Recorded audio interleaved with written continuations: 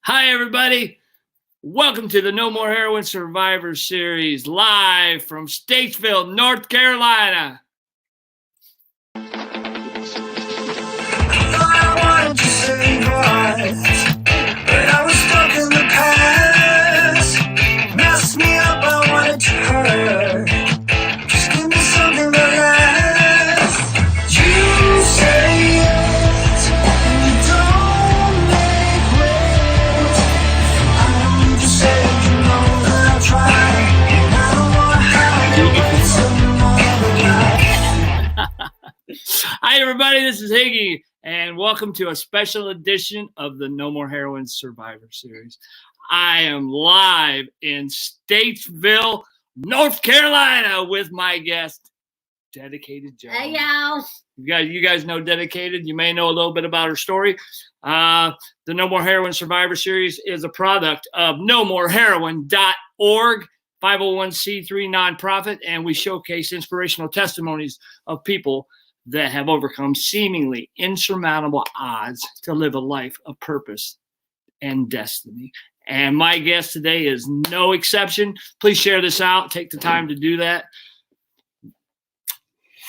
Cassie, so good to see you. So good to see you. I want to say this in a way to.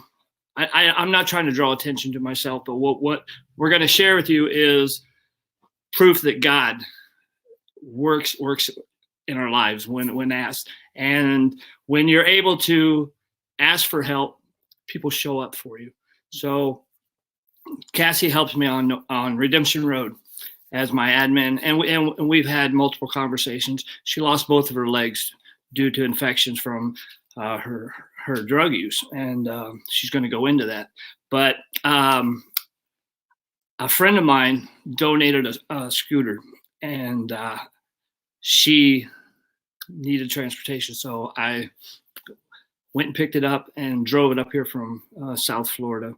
And I want to make sure you understand that I'm not trying to make myself look better than who I am, or that I'm better than anybody else. But God works in mysterious ways, and the fact that I'm able to do this, and that No More Heroin is helping in the community. That's what I want No More Heroin to be known for, to give back to the community where and when we're able to show up and bless people. So She's actually sitting on her scooter right now. I'm in my chair. It's very nice. I want to give a shout out to Ruth Miller, Butch Miller, Lenny Williams, some friends of mine from my hometown in Hicksville, Ohio. Thank you for this gift. Thank you so much. That we're able to give to her.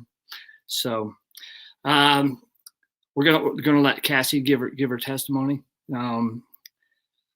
She's got an amazing testimony of overcoming, and she has such a fantastic attitude. Hi, you want to be on?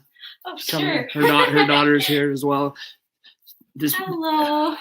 What's your name? My name's Jade. Jade. She's 14 years old and in college already. It's amazing. We were just proofreading her. What is it, an essay? It is an essay. An essay. Brilliant young lady. Thank you. You're beautiful too. Just say thank you. Thank you. Thank you. Okay. So if you would, I'm gonna give Cassie the full screen here. I'm gonna get in the comments here. So my name is Cassie. I'm 32 years old. I grew up in a small town, Ellenboro. It was just me and my brothers, and just real country town. And I grew up, and I never really had a reason for using. I just started using, and it was something that I really enjoyed. I don't even have a DOC because I liked them all. So I started using it for 16 years. It took control of my life. It took control of who I was as an individual. And in 2016, all of that come to a halt for me. I got a pain in my leg that, and I kept going to the hospital, and they kept misdiagnosing it as a sciatic nerve. My life had gotten crazy. Sickness with addiction comes hand in hand. You never know if you're legit sick or from withdrawal or anything like that. And so I kept going to the hospital because this pain was getting worse and worse in my leg. And they kept misdiagnosing, and finally I had enough and went to another hospital, and they were able to they immediately told me we're going to have to amputate. So they took me to a research hospital, and they ended up diagnosing me with endocarditis, which is a condition that you give yourself through drug abuse a lot of the times, and it's like MRSA of the heart. So, and it was eating away at my heart valves. And what is MRSA? MRSA is it's a skin condition like that basically eats into your skin. It's an infection that eats down into your skin, and that's what was happening with my heart. So, and eventually it's flesh eating, right? Yeah, it's flesh eating. So that's what was going on with my heart. And in the meantime, things broke off of my heart, the dead tissue, and ended up in my arteries, and it landed in the main artery in my groin. And that was just the beginning, because I ended up being in the hospital for 7 months. I was denied required a heart surgery to be able to stop the progression of the endocarditis. How did the hospital staff treat you? Oh, they treated me horrible. I went downstairs and got a Starbucks, and when I came back up, they accused me of doing drugs because, they know what endocarditis comes from. And I was honest at this point because I was scared. And they knew I was an addict, and as an addict, they didn't, I was treated like an addict from the beginning. When they were misdiagnosing me, they thought I was pill seeking. And then at the hospital where I lived for 7 months, they started, they were just nasty. They searched my room just because I went downstairs for Starbucks, because apparently people will leave the hospital and go and get drugs. I was unbeknown to this. I had no idea. I just went and got a Starbucks. So I went, and they refused my heart surgery. They said, "You're an addict. You're going to," the cardio surgeon actually come in and said, "You're going to die. And, we're not doing your surgery," because I was an addict. So my mom actually ended up months later cornered. So I was in the hospital on a strong antibiotic. Blood clots were thrown in my left groin and my liver at one point in time, which was really painful. And they did a fasciotomy where they cut me from knee to ankle on my remaining leg down to the bone to relieve pressure so that I wouldn't lose that leg. Was it were they extremely swollen? Yeah, infected? They were swollen, and it wasn't. It was just lack of blood flow. So it was it was just gangrene. It was going dead. It was. There was no blood flows. It was black. It sounds horrible. It was horrible. It was a nightmare, and it was really scary because you're in a hospital setting, but you're denied the health care because of your addict title. I wasn't given a second chance. So. But my mom ended up cornering somebody, and the heart surgeon decided to do my surgery. And then I had my surgery and my heart surgery, and then everything stopped. But in the meantime, in 2018, I lost my second leg because after the fasciotomy, they found more blood clots, and they said, "Okay, we're going to take this leg." I decided to fight them about it, and I was going to keep it, but it was never going to heal because of the blood clots without the blood flow. So I ended up in 2018. They amputated the second leg. So it was a struggle. I never knew what endocarditis was. I never knew that drug addiction could take you to those kind of levels, but they did. And so it's a warning to anybody who's still using or still struggling with it, because it can, and you're not necessarily going to get the right health care. You're not going to even get treated like a human being at some points and times. Like you're just an addict. So that's how they treated it. And, if that surgeon's watching, I ain't done drugs no more. It completely cured me. So I'm done with it's a fear-based thing. Sometimes it keeps me, but it was definitely a God thing that brought me through. I was in recovery for like a year and still struggled really bad and didn't have a peace of mind, held on to guilt, held on to a lot of things. And then I allowed God to come in, take the reins. And then that's when things really started to improve for me, where I could start living my life, start, picking up the pieces I dropped off, getting back to where I was with my children. It took a lot of struggles. So, and it was something I don't regret. I'm not ashamed of anymore, but it's something that, you know, it's a lesson to others that this is where it could be. You know, I didn't have a reason for using it. It was fun. And what was, you know, you got the desired effect, mhm. and then it turned into so much Yeah, more. it's like what's fun and games turns into habit, and what's habit turns into maintenance. And it just, my life, I'd lost a friend to addiction.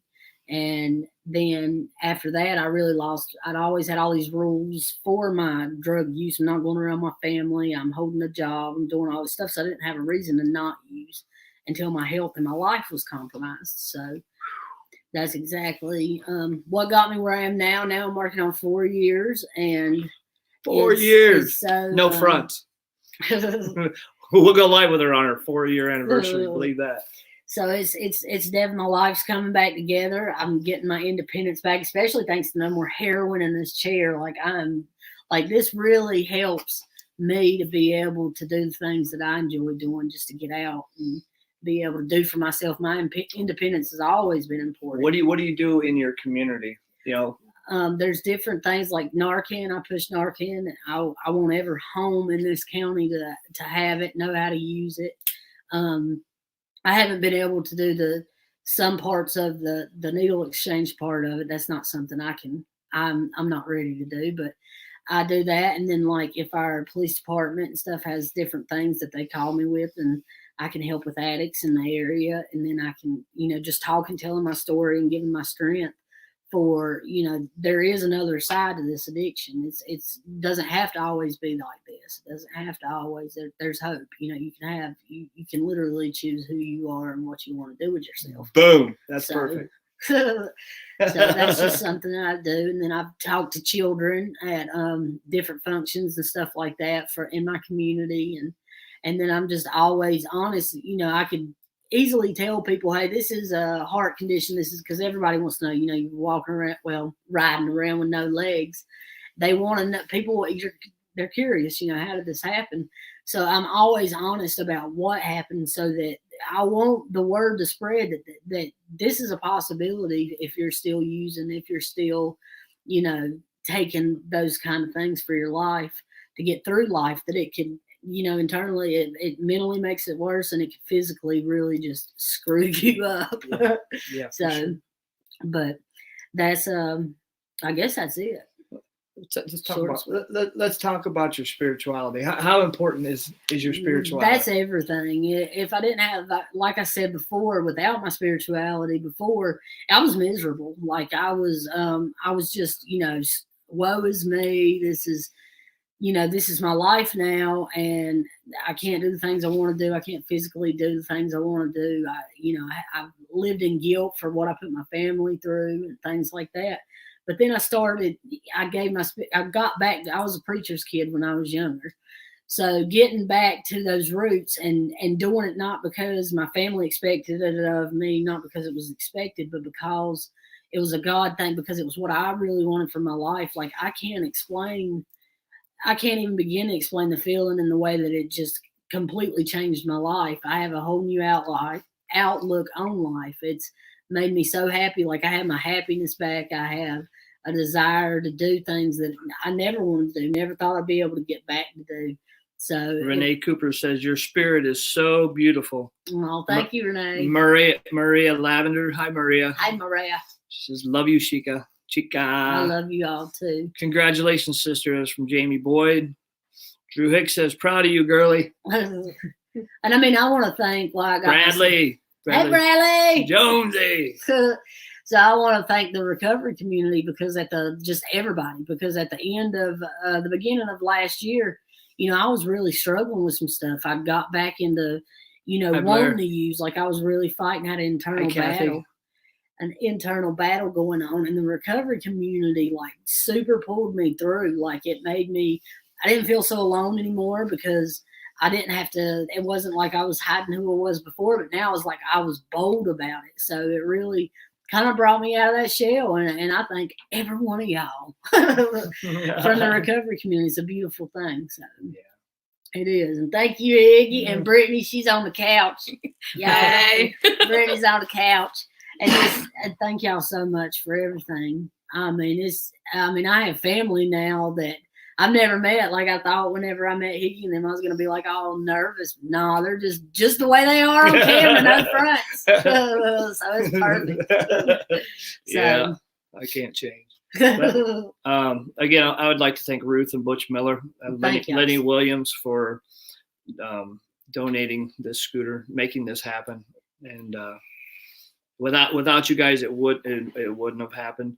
And this has just motivated me to start reaching out to do more stuff like this. Maybe with maybe this electric scooter company, hears about the beauty of this situation. Maybe they'll donate some to the cause. There's a lot of people out there that are struggling with disabilities. There's veterans out there. There's a lot for me to wrap my head around in moving forward with my nonprofit and doing things productively. So I wanted to go live with this beautiful soul here, let you guys meet her. A lot of you know her already. I'm grateful for you. I'm so grateful for you. They didn't have to drive it down south. How far did y'all drive? We drove up from West Palm Beach. How many hours? 11. 11 hours to bring this chair, y'all. It don't get no better than that. That's family. Now we know where she lives. she can't escape from us. So, but I really want to thank y'all. I mean, this is a blessing. Miss Ruth and Lenny, you said, thank them so much. And I mean, y'all, I'm getting ready to go ride. My Buckeye peoples. Yes, I'm getting ready to go ride. She got a basket on the front. She put her cat in it. I even got a horn.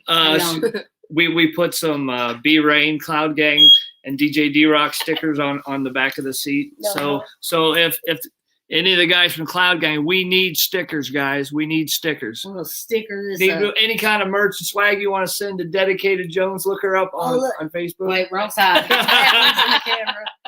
They even brought me all kind of merch, books, the new movie, the Heroin's Grip. Like they're spoiling me. Heroin's Grip DVD, the F Heroin book by Elder Denny Wilson, wristbands, some a ton. Some No Mo Wear shirts, and a hoodie. So I'm gonna be pimping y'all. But lots of love.